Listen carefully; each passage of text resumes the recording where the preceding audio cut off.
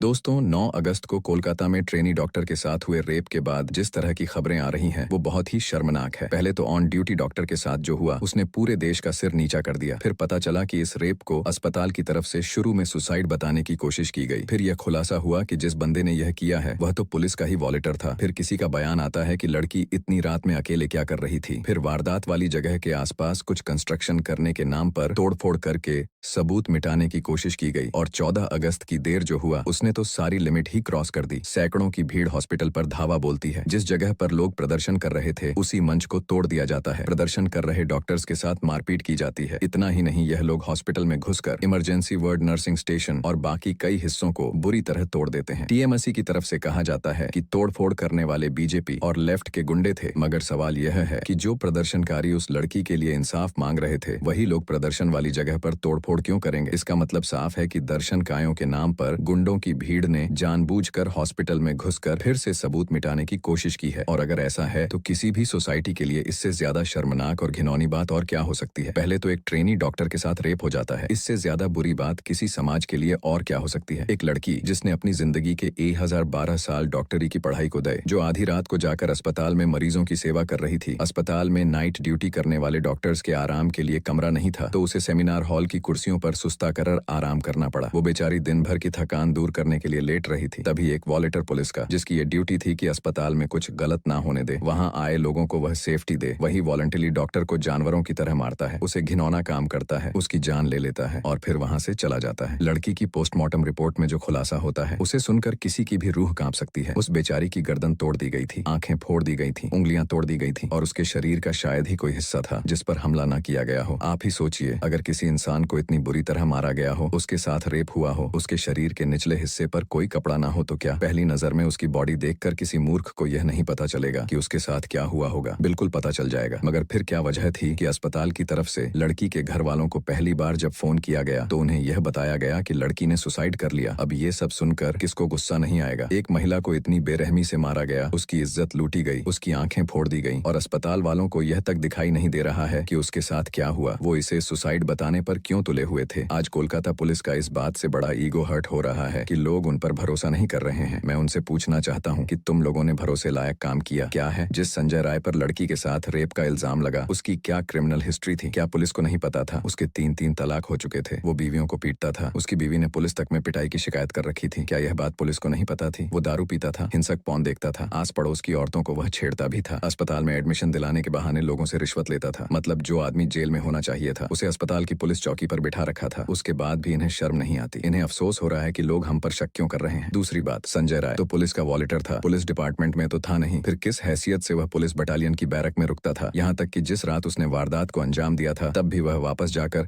Police battalion में ही सो गया था। इससे ज्यादा शर्मनाक कुछ नहीं हो सकता दोस्तों। घर पर किराएदार भी रखा जाता है तो कानून कहता है कि भैया इसका पुलिस वेरिफिकेशन करवा लो। फिर हमें ना कहना कि कुछ हो गया था। यहाँ पुलिस वाले ही अपने बंदे का पुलिस वेरिफिकेशन नहीं करवा रहे हैं। जो आदमी खुद सोसाइटी की सुरक्षा के लिए सबसे बड़ा खतरा था उसी आदमी को लोगों की सुरक्षा में लगा रखा था। और फिर लोग तुम पर गुस्सा हो जाए तो तुम्हारा ईगो हट हो जाता है। जो करना है और जो किया जाना चाहिए वो तो होता नहीं है और अहंकार और ईगो दुनिया भर का पाल कर बैठे हो। और जैसे कि मैंने कहा कि एक आदमी या एक बात ही अगर शर्म की हो और बाकी लोग अगर अपना किरदार ठीक से निभा रहे हो तो भी आदमी तसल्ली कर ले। ट्रेनी डॉक्टर का रेप और मर्डर हो जाता है, उस पर मेडिकल कॉलेज के प्रिंसिपल पर कई घंटों तक कोई एक्शन नहीं होता। सोशल मीडिया पर प्रेशर पड़ता है तो उसे रिजाइन करना पड़ता है, मगर 12 घंटे के अंदर ही उसे दूसरे कॉलेज का प्रिंसिपल बना दिया जाता है। आज तक की एक रिपोर्ट के मुताबिक मुर्शिदाबाद मेडिकल कॉलेज के एक अधिकारी अख्तर अली ने बताया कि उन्होंने अपनी जिंदगी में संदीप घोष जैसा करप्ट आदमी आज तक नहीं देखा। यह आदमी हर काम में 20 पर कमीशन लेता था, पोस्टिंग से लेकर हाउस शिफ्ट तक हर काम में पैसे खाता था। यह स्टूडेंट्स को शराब पिलाता था। उसने माफिया राज फैला रखा था। अपना भौकाल बनाने के लिए, अपनी सिक्योरिटी के लिए बहुत सारे लोग अस्पताल में रखता था। अख्तर अली ने कहा कि मैंने खुद इस आदमी के खिलाफ शिकायत की थी मगर कुछ नहीं हुआ। हमें नहीं पता कि इन इल्जाम में कितनी सच्चाई है, मगर ये इल्जाम अगर 10 पर भी ठीक है तो इससे ज्यादा बुरी बात और क्या हो सकती है दोस्तों। मतलब जिस मेडिकल कॉलेज में महिला डॉक्टर नाइट ड्यूटी कर रही थी वहाँ रात को सुस्ताने का इंतजाम नहीं है। जिस सेमिनार हॉल में वो आराम करने गई थी उसके आसपास के CCTV खराब थे। जिस पुलिस वॉलेंटियर को वहाँ लोगों की सुरक्षा देखनी थी। वो खुद हिस्ट्री शीटर क्रिमिनल था और जिस कॉलेज प्रिंसिपल को इन सारी चीजों पर नजर रखनी थी, अगर वो भी करप्ट था जैसा कि अख्तर अली कह रहे हैं, तो ऐसे क्राइम को कौन रोक सकता था। लड़की की पोस्टमार्टम रिपोर्ट में जो ताजा सबूत मिले हैं उसके बाद डॉक्टर्स कह रहे हैं कि ऐसा लगता है कि लड़की के साथ एक से ज्यादा लोगों ने घिनौना काम किया है। अगर ऐसा है तो ये साफ हो जाता है कि क्यों शुरू में इस मामले को सुसाइड बताया जा रहा था, क्यों अस्पताल आने के बाद भी लड़की के घर वालों को 3 घंटे तक उसकी बॉडी नहीं दिखाई गई, क्यों कुछ लोग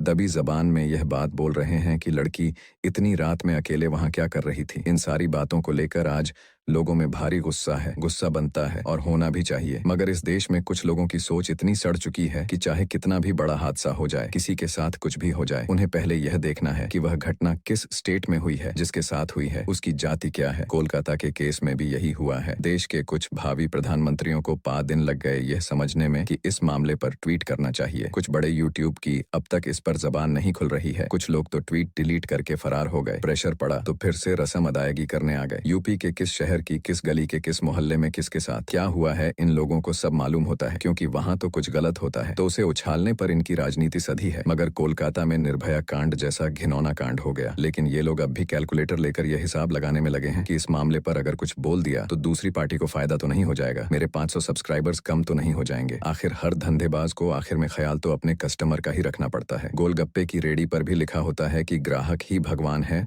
तो इन लोगों का YouTube 3 से ज्यादा बड़ा हो चुका है। नहीं बताइए आप ही कमेंट करके। भाई लोग ये नहीं समझ पा रहे हैं कि हादसा भले ही कोलकाता में हुआ है, मगर यह सिर्फ कोलकाता से जुड़ा नहीं है। आज देश भर में डॉक्टर्स हड़ताल पर है। मेडिकल कॉलेज में जो ट्रेनी डॉक्टर अपना गुस्सा निकाल रहे हैं, उनकी वजह यही है कि पूरे देश में सरकारी अस्पतालों का आज यही हाल है। वहाँ ट्रेनी डॉक्टर्स को 4,428 घंटे ड्यूटी करनी पड़ती है। कम सीधी करने के लिए एक रेस्ट रूम तक नहीं होता, साफ टॉयलेट नहीं मिलता, खाने का बुरा हाल है, देखने के लिए इतने मरीज होते हैं। ऊपर से हॉस्पिटल में होने वाली पॉलिटिक्स अलग। वहाँ स्टाफ की शक्ल में घूम रहे संजय राय जैसे पोटेंशियल रेपिस्ट होते हैं। सरकारें ये समझती ही नहीं है कि एक डॉक्टर को तैयार होने में एक पायलट जितना या उससे ज्यादा वक्त लगता है। किसी भी सोसाइटी में एक डॉक्टर होने का मतलब है कि उस देश की हजारों की आबादी को सिक्योरिटी देना। मगर एक डॉक्टर ही अगर अनसेफ फील करेगा, बेइज्जती फील करेगा, एक्सप्लॉइटेड फील करेगा, तो कौन काम करेगा ऐसे सिस्टम में, बताइए। यही रीजन है कि इन सरकारी अस्पतालों में डॉक्टर्स नहीं टिकते। या तो वह अपना क्लिनिक खोल लेते हैं, बड़े प्राइवेट अस्पतालों से जुड़ जाते हैं, और जिन्हें मौका मिलता है वो विदेश भाग जाते। पुलिस औरतों के साथ होने वाले क्राइम में थोड़ी संवेदनशील बने। इसी साल अगस्त 2013 में सुप्रीम कोर्ट ने कहा था कि ट्रायल कोर्ट ऐसे मामलों को 2-3 महीनों में निपटाए। अक्टूबर 2018 में बॉम्बे हाई कोर्ट ने कहा था कि यह अदालत की ड्यूटी है कि वो ऐसे मामलों को पूरी सीरियसनेस के साथ टाइम पर निपटाए। सितंबर 2019 में सुप्रीम कोर्ट ने कहा था कि औरतों के साथ रेप के मामले में अदालतों को लंबी तारीख देने से बचना चाहिए। इसी तरह अगस्त 2021 और अक्टूबर 2023 को गुवाहाटी हाई कोर्ट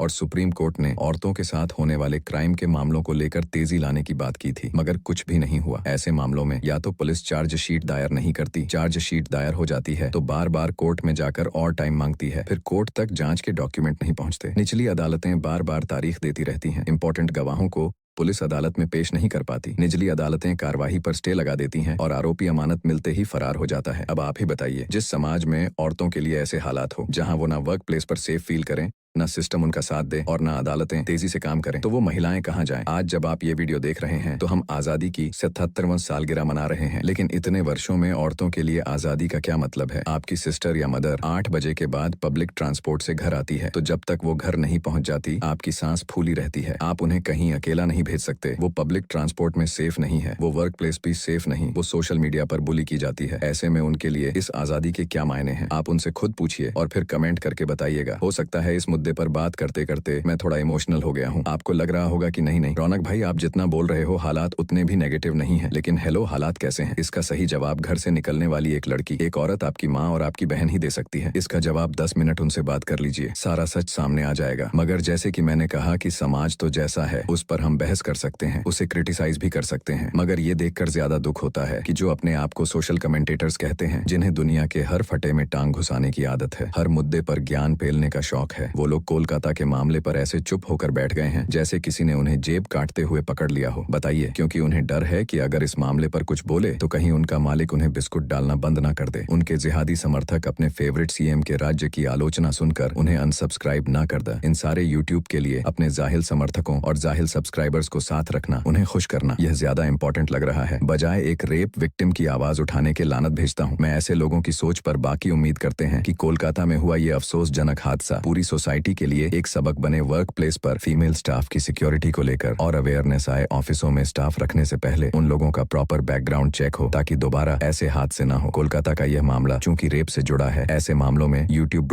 भी ज्यादा लोगों तक ये वीडियो पहुंचने नहीं देता। तो मेरी